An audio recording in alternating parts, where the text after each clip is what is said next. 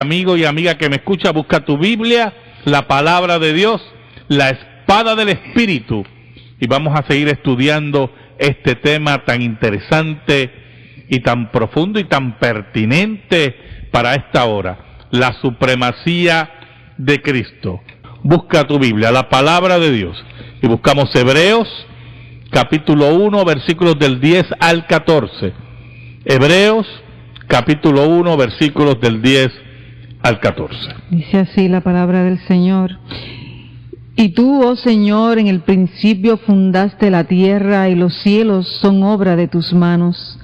Ellos perecerán, mas tú permaneces, y todos ellos se envejecerán como una vestidura, y como un vestido los envolverás y serán mudados. Pero tú eres el mismo, y tus años no acabarán. Pues ¿a cuál de los ángeles dijo Dios jamás: siéntate a mi diestra, hasta que ponga a tus enemigos por estrado de tus pies? ¿No son todos espíritus ministradores enviados para servicio a favor de los que serán herederos de la salvación? Amén. En estos programas hemos estado discutiendo la supremacía de Cristo a base del libro de Hebreos, y habíamos visto en nuestro primer programa la supremacía de Cristo sobre los profetas, y estamos viendo la supremacía de Cristo sobre los ángeles. Para afirmar la supremacía de Cristo sobre los ángeles, habíamos visto la semana pasada que Dios declara que Jesucristo es Dios, así mismo como lo escucha. Dios declara que Jesucristo es Dios, como dice el versículo 8, mas del Hijo dice: tu trono, oh Dios, por el siglo del siglo, cetro de equidad es el cetro de tu reino. Y al mismo tiempo vimos en los versículos 8 y 9, la semana pasada, cómo se afirmaban los tres oficios de Cristo, de rey, sacerdote y profeta. Rey, sacerdote y profeta. Y es muy importante que tengamos claro esos oficios de Cristo, de rey, sacerdote y profeta, desde el punto de vista de la supremacía, porque Cristo es rey de reyes. No hay otro rey fuera de Jesús. Jesús está sobre todos los reyes, y no hay ángel, que es la imagen que lo quiere transmitir el autor de Hebreos, no hay ángel que pueda reclamar monarquía o reinado sobre nada. Eso incluye, y esto es muy importante, a Satanás. ¿Sabes algo, amigo y amiga que me escucha? Satanás es rey de nada. De nada. Dios tiene el control de todas las cosas, de todas sus criaturas. El reino de Satanás, como lo hablamos ahí, ¿verdad? Y el reino de las tinieblas está bajo el control y la soberanía de Dios. Y los ángeles caídos y el mismo Satanás, que es un ángel caído, no puede hacer nada si no es por la voluntad de Dios. Dios, dice Pablo en Gálatas, Dios no puede ser burlado. A Dios nada lo toma por sorpresa. ¿Oyó, hermano? ¿A quiénes se toman por sorpresa? Pues a las personas finitas, a nosotros. La vida nos toma por sorpresa en muchas cosas. Las enfermedades nos sorprenden. Algunas veces creemos que estamos en un trabajo seguro y somos despedidos. Los mismos ángeles son tomados por sorpresa. Le llenan de sorpresa las cosas de Dios. Pero Dios nunca es tomado por sorpresa, porque Dios conoce todas las cosas y controla todas las cosas. Por eso que hay que tener mucho cuidado con esa imagen que algunas veces nos pintan las caricaturas, ¿verdad? Y las mentalidades de la Edad Media, medievales, de Satanás con un trono en el infierno, con un tridente, como si él gobernara el infierno. Perdóneme, el que tiene la llave del Hades y de la muerte es Jesucristo, dice Apocalipsis. Satanás no tiene ningún reino aquí. Satanás cree que tiene un reino. Es muy importante, pastor, que nosotros tengamos una imagen clara de lo que eso significa, porque en la mente de los creyentes a veces puede ocupar el pensamiento de que Satanás tiene un poder paralelo al poder de Dios, y que la lucha que se da sobre la maldad y el bien es una lucha donde a veces se pierde y a veces se gana. Y eso no es así. La palabra de Dios nos dice que en Cristo somos más que victoriosos. Las aparentes pérdidas que ha sufrido el cristianismo a través de su historia, realmente todo la Biblia dice en Romanos 8:28 que Dios pone que todas las cosas se operen para bien. Así mismo es. Y cuando uno como creyente aprende lo que es el alcance de ese pasaje, el alcance de nuestra vida, de que las aparentes pérdidas, Dios siempre las está usando a favor de su reino, uno se da cuenta el grande control que tiene el Dios nuestro, y entonces nuestra confianza se crece en Dios. Así mismo. Es una confianza no en un Dios que a veces gana y a veces pierde, es una confianza en un Dios que siempre es ganador, y que a pesar de que nosotros en nuestra vida tengamos unas luchas que podamos estar viendo derrotas, Dios siempre es victorioso en nuestra vida, y la fe en Cristo siempre es una fe victoriosa, desde una perspectiva clara bíblica, porque no es una victoria para lo que nosotros querramos que sea victoria. Así mismo es una victoria para lo que glorifica principalmente a Dios. Así mismo es. Al mismo tiempo, la Biblia y el autor de Hebreos nos presenta a Cristo como sacerdote. Sacerdote, ya habíamos visto la semana pasada que Cristo es sacerdote sobre todos los sacerdocios.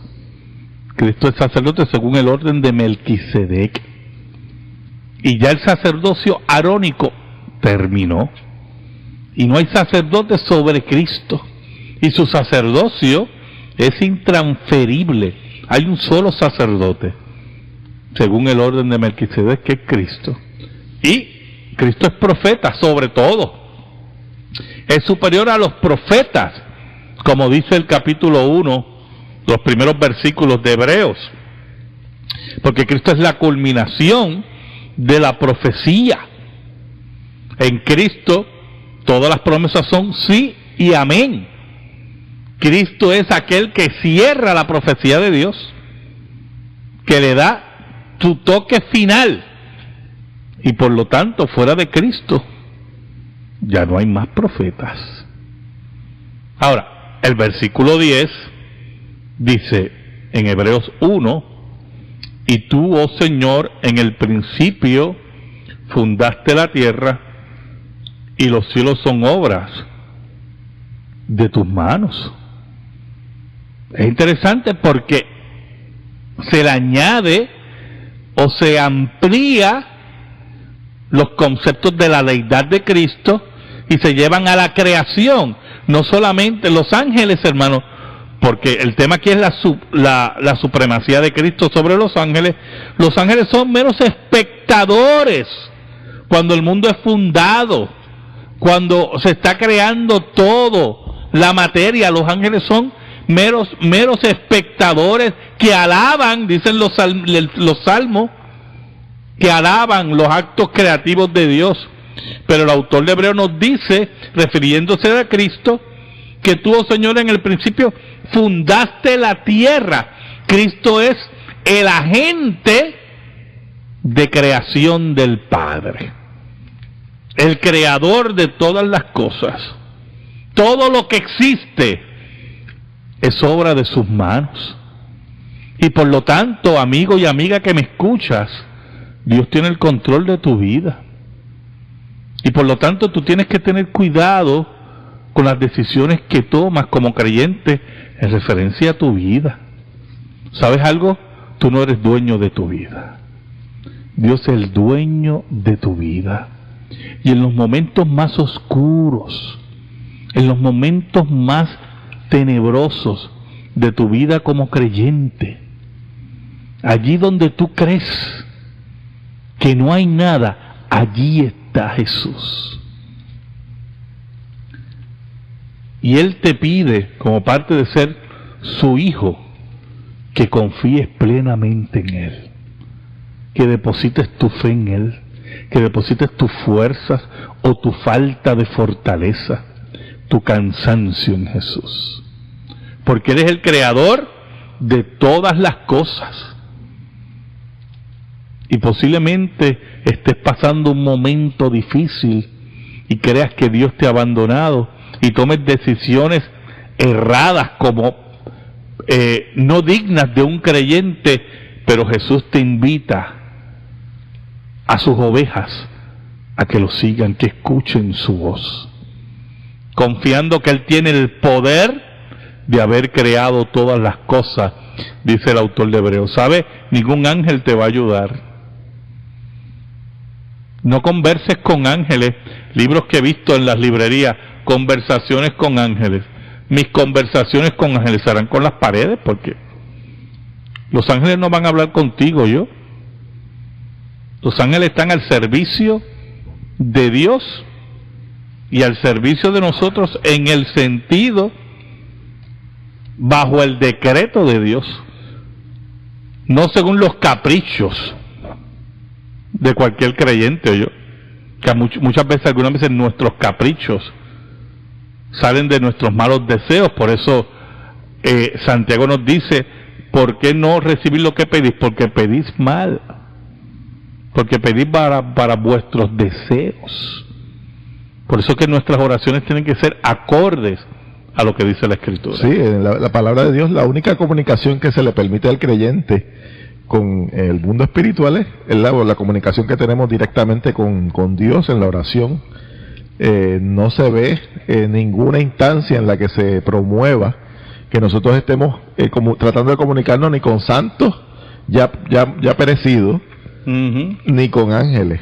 Exacto. Esto es un culto a los ángeles. Claro, muchas veces las personas creen.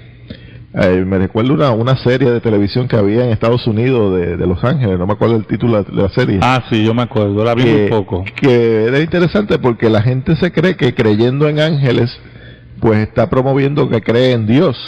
Exacto. Y entonces hacían unas historias de ángeles súper fantásticas que en nada tenían que ver con lo que la Biblia enseña acerca de los ángeles. Y nosotros tenemos que cuidarnos mucho porque la Biblia nos previene de estar utilizando el concepto de los ángeles de manera equivocada. Ahora, el versículo 11 nos dice, hablando de la creación, ellos perecerán, mas tú permaneces, y todos ellos se envejecerán como una vestidura, y como un vestido los envolverás, y serán mudados. Dice el versículo 12, pero tú eres el mismo, y tus años no acabarán. Y esto es muy importante y muy interesante, ¿yo, hermano? Porque el autor de Hebreos lo que nos está diciendo es que mira, este mundo pasará, como dijo Cristo, el cielo y la tierra pasarán, mas mi palabra no pasarán. Los ángeles, que son creación de Dios, existen por la voluntad de Dios. Y esto es muy importante, ¿oyó? Muy importante. El único ser que existe por sí mismo es Dios, la Santísima Trinidad. Usted no existe por usted mismo. Usted necesita el oxígeno, usted necesita el agua, usted necesita comer. Y Dios ha determinado su existencia. Usted depende de Dios, pero Dios existe por sí mismo. Nada puede destruir a Dios. Nada puede afectar su estado de ánimo. ¿Oyó? Nada puede afectar su estado de ánimo. Nuestro Dios no reacciona. Nuestro Dios es un Dios totalmente sabio. Total sabiduría. Total equilibrio de santidad. Los dioses paganos, hermanos, eran los dioses que eran temperamentales. Y muchas veces los paganos decían, ¿qué le pasará a nuestro Dios que nos manda sequía? ¿Qué pasará a nuestro Dios y empezaban a hacer sacrificios, y como el pecado tiende a ser creativo y se empieza a deteriorar, esas religiones empezaron a deteriorarse y llegaron hasta sacrificar niños para satisfacer a los dioses temperamentales, los dioses que cambiaban de ánimo. Pero nuestro Dios no es así. Nuestro Dios existe por sí mismo. No necesita de nada para existir. Y por eso todo pasará. La tierra y el cielo pasarán. Pero nuestro Dios existirá para siempre. Es tremendo el concepto. A mí me encanta pensar en lo que eso significa, que Dios es el único que existe en sí mismo. Y hermano, siéntese a pensar en lo que eso significa, porque... Claro, que también significa que es el único que tiene derechos absolutos. Ajá, también. Los seres humanos no tenemos derechos absolutos, ¿o yo? Eso es un cuento de hada que nos venden por ahí y nosotros no nos tragamos. Mire, ni yo le decía a mi congregación los otros días que ni aún la libre expresión es un derecho absoluto. Porque usted no puede decir bomba dentro de un avión por libre expresión, ni fuego dentro de un teatro, ¿yo? Por libre expresión. Eso no es un derecho absoluto. Pero nuestro Dios tiene derecho absoluto sobre todas las cosas, porque todas las cosas existen por su voluntad. Por eso es que la fe cristiana es una fe que tiene una forma particular. O sea, no es una fe para que la gente se exalte a sí misma, sino es una fe para que Dios sea exaltado.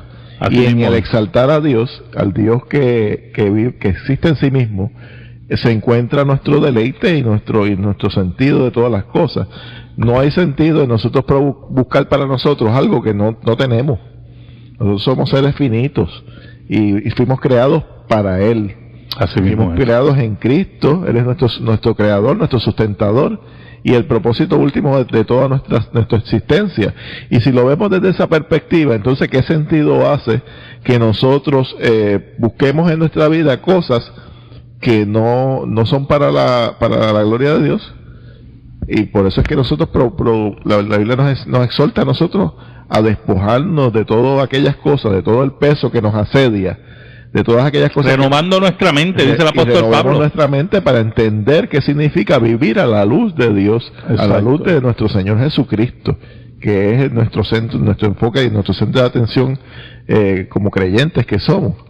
Porque si no lo hacemos de esa manera, si buscamos vivir una vida paralela a lo que el mundo vivir una vida cristiana con matices mundanales, es un engaño también en la vida cristiana. Exacto. Que se da mucha gente busca hoy en día a Cristo, y que escuche lo que le voy a decir, no por el contenido de quien Cristo es, no por el sentido de quién Cristo es y lo que Él busca hacer en nuestra vida, sino como una forma de fe en alguien, en algo, que decir, pues yo sirvo a Cristo, pero detrás de sus pensamientos no están los pensamientos de Cristo, en la mente de Cristo. Muchas veces lo que está cargado es una mente mundanal de cómo yo quiero que Cristo sea. Así mismo es. Por eso es que el autor de Hebreos nos dice en la segunda parte del versículo 12, pero tú eres el mismo y tus años no acabarán, que era lo que estaba exponiendo. O sea, Dios no tiene cambios de ánimo, hermano. O sea, usted no se levanta un día y dice, caramba, ¿cómo estará mi Dios hoy? ¿Estará molesto? ¿Estará feliz? No, mire, no, ese no es el Dios de la Biblia. Su gracia, como dice el himnólogo, es siempre igual. Y si somos sus hijos, Él nos ama eternamente. Con amor eterno nos ama. Y por lo tanto, cuando usted sienta esa intranquilidad, posiblemente por su pecado, posiblemente porque el Espíritu de Dios lo está redarguyendo a través de su ley. Mire, el autor de Hebreos dice que tenemos que acudir al trono de la gracia que nunca se acaba, que nunca se acaba. El Dios que siempre nos ve a través del prisma que es Cristo. Y Él no cambia, hermano. Los dioses paganos son los que cambian, como dije anteriormente. Los dioses que se inventa la gente. Y es interesante que una mente equivocada acerca de la fe en el Dios que está ahí es una mente supersticiosa. Exacto. O sea, por eso es que la gente ve de manera supersticiosa aún la fe cristiana. Porque si no tenemos una imagen correcta de lo que la Biblia enseña, de la verdad revelada acerca de estas cosas, de la persona de Dios, de la persona de Dios, de la persona de Cristo, de quién Cristo es y quién no es, pues cuando uno tiene esa mente, por eso es que es tan importante este diálogo teológico. Por eso Juan Calvino decía que la única forma de conocer al hombre correctamente era si usted tenía un concepto correcto de Dios. Amén. Si usted tiene un concepto equivocado de Dios, tergiversado de Dios, si usted tiene una caricatura de Dios, su concepto del hombre también va a ser equivocado. Y terminamos entonces, como mencioné originalmente, con una mentalidad supersticiosa, porque siempre vamos a estar en la inseguridad sobre una plataforma, sobre una plataforma inestable, porque uno no a veces no está claro de qué agrada a Dios y qué no agrada a Dios. Pero hermano, si usted no sabe qué agrada o no agrada a Dios, búsquelo en la palabra de Dios. Pasamos a la sección de la pregunta bíblica. Tenemos aquí una preguntita sobre el suicidio y vamos a contestarla, que ¿dónde va un creyente cuando se suicida? O si un creyente se puede suicidar, o la pregunta va, ¿verdad?, por esa línea. Yo quiero leer un pasaje de Romanos, capítulo 6, versículo 1. Dice: ¿qué pues diremos? Dice el apóstol Pablo. ¿Perseveraremos en el pecado para que la gracia abunde? En ninguna manera. Porque lo que hemos muerto el pecado, ¿cómo viviremos aún en él? ¿O no sabéis que todos los que hemos sido bautizados en Cristo Jesús, hemos sido bautizados en su muerte? Porque somos sepultados juntamente con él para muerte por el bautismo, a fin de que como Cristo resucitó de los muertos por la gloria del Padre, así también nosotros andemos en vida nueva. La vida del creyente es una vida nueva. Y su actitud hacia el pecado ha cambiado. Totalmente, hermano. Ha cambiado. Nuestra actitud hacia el pecado no son como los impíos que recurren al adulterio para satisfacer sus deseos descontrolados sexuales, que recurren al robo para no trabajar, que recurren a la mentira para ocultar sus fraudes y su vida falsa, que recurren posiblemente al suicidio porque no confían en Jesús. Pero Dios nos llama a poner nuestra vida en Jesús. ¿Sabe? Yo he oído de creyentes, increíble, ¿verdad?, que porque tienen coraje con Dios. ¿Sabes por qué? Porque Dios posiblemente no le contestó la oración como ellos querían. Porque han sido mal educados en la Escritura. Y no entienden que la voluntad de Dios para nuestras vidas, aunque no lo entendamos, es lo mejor. Porque Dios tiene el control de todo. Si usted lee la vida de José, hermano, y yo le exhorto a leer la vida de José, muchacho, mire, joven, inmaduro al principio, pero que quería a Dios, criado, y los hermanos lo vendieron como un vil esclavo, y pasó vicisitudes. Pero José mantuvo su fe en Dios, sabiendo que él tenía el control de todas las cosas. Y si usted lee la vida de José, yo la leo y me estremezco. Pero él mantuvo, mire, su fe en Dios. Dios tiene el control de todo. Y una fe madura, una fe que mira a Jesús, cuando está así en el medio del valle de sombra y de muerte, como dice el salmista: no temeré mal alguno porque tú estarás conmigo, dice el salmista. No temeré mal alguno porque tú estarás conmigo. Pastor, es muy cierto todo lo que usted ha dicho. Nosotros los seres humanos construimos nuestros pensamientos y nuestra vida a la luz de las herramientas que se nos ha puesto de frente. Y si una persona está considerando seriamente suicidarse, debe entender primero que no es él la persona para poder tomar esa decisión. No es dueño de su vida. No, y también desde la perspectiva, esa es la perspectiva correcta, pero también desde la perspectiva de que él tiene que ponerse en las manos de alguien que le ayude. Muy bien. De que tiene que buscar un apoyo para no bregar con esa situación solo. Muy Porque bien. trabajado desde Muy un punto, de una perspectiva de soledad, nosotros podemos tomar muchas decisiones equivocadas. Muy bien. Y si usted busca ayuda, una ayuda profesional, una ayuda de un buen pastor, nosotros estamos disponibles. Hemos estado muchas veces en nuestros teléfonos para estar disponibles para acercarnos a personas que necesiten.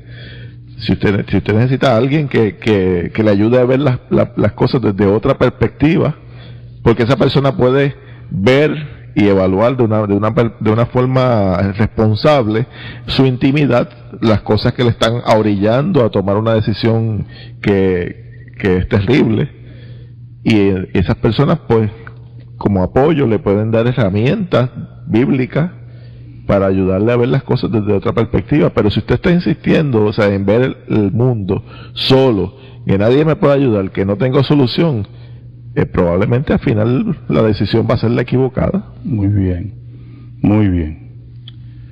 Tenemos otra pregunta por aquí que si es correcto que no tenemos que diezmar y sí podemos ofrendar.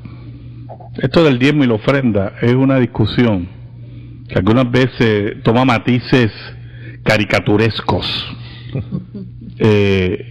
porque hay organizaciones religiosas que han convertido el diezmo en una compra a Dios. Vamos a comprar a Dios. Yo vengo aquí a comprar a Dios y comprar las bendiciones. Y el concepto de sembrar como comprar bendiciones es una herejía y una abominación a Dios.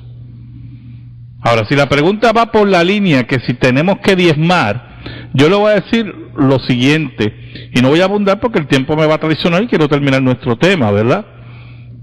Definitivamente, desde el punto de vista del Nuevo Testamento, el diezmo no aparece como un mandato en el Nuevo Testamento como aparece en el Antiguo. No podemos estar dando vueltas, ¿verdad?, aquí a las cosas. Ahora, el diezmo sí es un modelo de ofrenda. Y además, la ofrenda y el diezmo se tienen que ver desde el punto de vista de que Dios es dueño de todo y usted no es dueño de nada. Y los creyentes tenemos que tener un compromiso económico con el reino de Dios. Y no estar cuestionando y lo que tenemos que dar para el reino de Dios. Nosotros tenemos que ser modelos al mundo de nuestro compromiso económico para Dios. Ahora, si su compromiso económico con su congregación es el mismo compromiso económico que usted tiene para comprar un paquetito de chicle, pues mire, es lamentable. Es lamentable porque eso no es lo que dice la Biblia. Eso no es lo que dice la Biblia. Eso va a ser un tema interesante para tocar en el futuro, ¿verdad? Del diezmo y ofrenda. Lo que pasa es que es un tema un poquito rancio. Y quiero profundizar en cosas más que crezcan, pero, hermano, en nuestra congregación, nosotros predicamos el diezmo y la ofrenda. Pero no predicamos nada obligado. No podemos obligar, porque es que eso, ¿cómo yo voy a obligar a la gente a ofrendar y a diezmar? Eso debe salir natural por la obra del Espíritu de Dios en la vida de la gente. No podemos estar regateando tampoco con Dios. Exacto. Tenemos mucho... Regateándole una peseta a Dios. ¿Cómo nosotros vamos a estar con eso? Como usted menciona que si tenemos nuestro compromiso, o sea, nuestras vidas, todas nuestras vidas están presupuestadas. Nosotros tenemos gastos de agua, luz, teléfono, y dentro de ese presupuesto tiene que estar el reino de Dios. El reino de Dios es parte de eso, porque pero es lo primero. Claro, es parte y es lo primero. Pero hay gente que le da lo que le sobra a Dios. Y perdóneme, eso es pecado, ¿yo? Eso era lo que Cristo decía de los fariseos. Aquella dio más que todos. ¿Por qué? Porque aquellos daban de lo que les sobra. Y esta dio todo lo que tenía, esta mujer dio todo lo que tenía. ¿Por qué? Porque el presupuesto de esa mujer, ella tenía dentro de su presupuesto esa ofrenda. Y aunque se quedara sin dinero, eso no podía faltar, porque ella sabía que Dios no le iba a faltar. Así que esas discusiones de diezmo y ofrenda, por lo menos en nuestra congregación eso ya está superado, ¿yo? Ayer tiene que haber un compromiso económico. Un compromiso económico con el reino de Dios. No para ti. No para ti, es para Dios. Y es muy importante, y no tampoco para el pastor, que el diezmo es para el pastor, que es otra herejía que yo he oído por ahí, ¿verdad? No, hermano. Entonces esas cosas las tenemos que tener claras siempre. Pero en esta noche que queremos terminar con el tema, ¿verdad? Por lo menos estos últimos dos versículos, el versículo 13 y 14, nos dice el autor de Hebreos, pues ¿a cuál de los ángeles dijo Dios jamás? Siéntate a mi diestra hasta que ponga a tus enemigos por estrado de tus pies.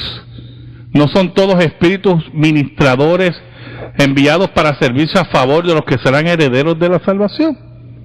Mire qué cosa tremenda, hermano. Con las preguntas retóricas, el autor de Hebreos, esas preguntas retóricas negativas, el autor de Hebreos le dice, Dios no le ha dicho a ningún ángel, siéntate a mi diestra.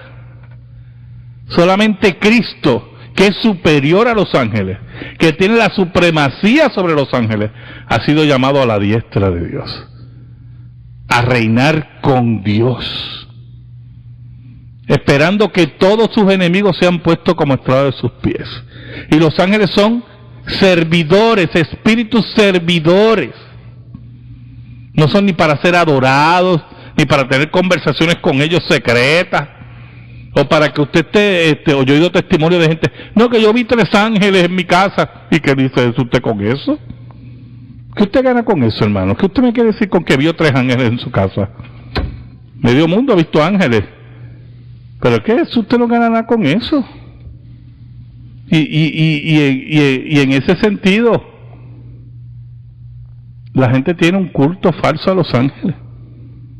Culto falso. Nuestra mirada tiene que estar puesta en Cristo. Por eso el ángel que se le apareció a Juan le decía, no me adores a mí, adora a Dios. Y es particularmente todos los versículos, pero prácticamente todo el capítulo que se ha leído en estos 3 programas, da al traste con las teorías de que Jesús no es Dios. Y muchas de estas teorías, sabemos quiénes son las que las postulan, ¿verdad? Tratan de poner a Cristo como una criatura primicia de la creación, unas descripciones que no encajan para nada con lo que es el modelo total que la Biblia nos dice en los profetas, en el Evangelio y en las cartas apostólicas, ¿verdad? Así mismo es. Y si vemos, o sea, si nosotros nos dejamos caer, porque yo he visto casos de creyentes que abren la puerta a estas personas, así mismo, y terminan saliendo de iglesias evangélicas para enredados a estos cultos.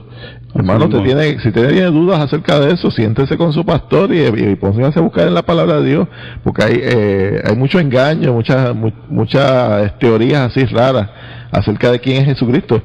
Y la palabra es clara de la naturaleza y el alcance de la obra de Cristo.